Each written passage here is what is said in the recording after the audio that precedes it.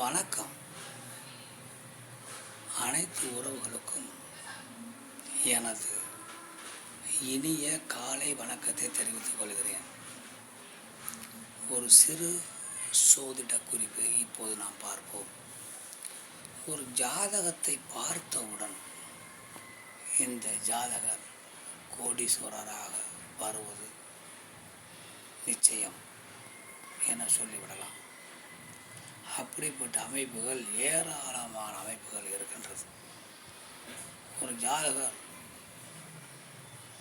ஒரு சிலர் 25 30 வயதிற்குள் வாழ்க்கை உச்சத்தை தொட்டு விடுவார்கள்.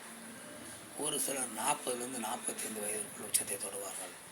ஒரு சிலர் 50 55 வயதிற்குள் உச்சத்தை தொடுவார்கள். ஒரு சிலர் 55 65 உச்சத்தை தொட்டு விடுவார்கள்.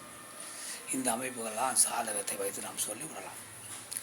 அப்படிப்பட்ட ஒரு அமைப்பை பற்றி இப்போது நாம் பார்ப்போம். ஆண் ஜாதகமாக இருந்தாலும் சரி, பெண் ஜாதகமாக இருந்தாலும் சரி, ஒரு ஜாதகத்தில் லக்னத்திற்கு 4ஆம் வீட்டின் அதிபதி, அதாவது சுகஸ்தானம் லக்னத்திற்கு 4ஆம் வீடு சுகஸ்தான வீடு. வீடு, மனை, மண்மனை,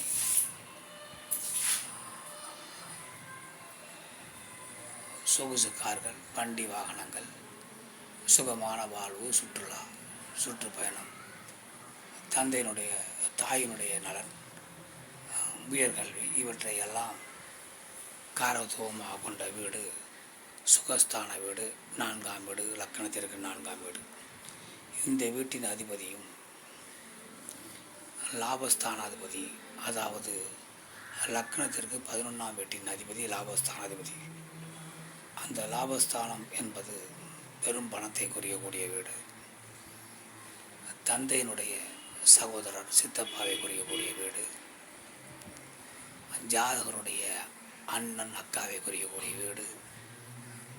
இளைய தாரத்தை குறிக்கக்கூடிய வீடு. இப்படி அடுக்கிக்கொண்டே போகலாம். அவ்வளோ காரத்துவம் கொண்ட வீடு. அந்த வீட்டின் அதிபதியும் சுகஸ்தான அதிபதி 4ஆம் வீட்டு அதிபதியும் சேர்ந்திருந்தால் அந்த ஜாதகர் பேர், புகழ், செல்வாக்கு, கோடீஸ்வரனாவது உறுதி. அந்த தசா காலங்கள் வரும்போது அந்த பலன்கள் கிடைக்கும். பெண்ணாக இருந்தால் அந்த பெண்ணிற்கு கோடீஸ்வர மாப்பிள்ளை கிடைப்பார். பெண் சாதகமாக இருந்தால் பெண்ணிற்கு கோடீஸ்வர மாப்பிள்ளை அமைப்பார். நாம் மற்றவற்றை அடுத்தபடியே காண்போம். நன்றி, வணக்கம்.